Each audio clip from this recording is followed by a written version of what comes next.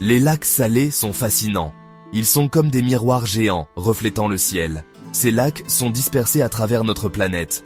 Certains sont petits et cachés, d'autres sont de vastes mers intérieures. Ce qui rend les lacs salés uniques, c'est leur salinité. Ils sont beaucoup plus salés que l'océan. Cette forte teneur en sel crée un environnement très difficile. Seules des plantes et des animaux spécialement adaptés peuvent y survivre. Les lacs salés ne sont pas seulement beaux, ils sont également importants pour la faune. Ils abritent de nombreuses espèces. Certaines de ces espèces ne se trouvent nulle part ailleurs sur Terre. Comment se forment les lacs salés? C'est un processus fascinant. Imaginez l'eau de pluie érodant lentement les roches pendant des millions d'années.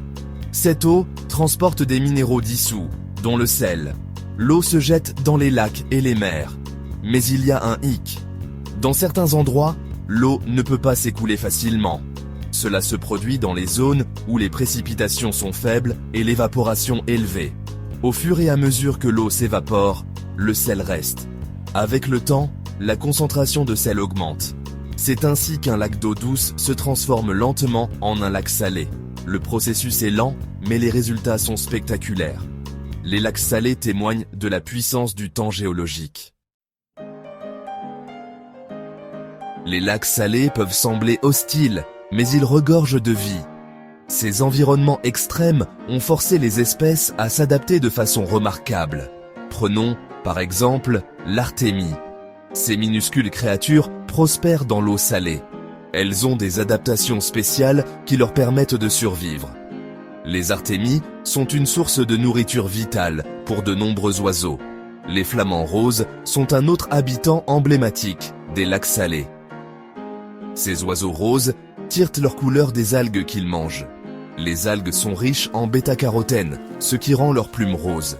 Les lacs salés abritent également des plantes uniques. Ces plantes se sont adaptées pour tolérer des niveaux élevés de sel. Elles ont souvent des feuilles charnues et des racines profondes pour survivre. Malheureusement, ces merveilles naturelles sont menacées. La pollution est un problème majeur. Les produits chimiques et les déchets des activités humaines peuvent contaminer les lacs salés. Le changement climatique représente également un risque important. La hausse des températures entraîne une augmentation de l'évaporation.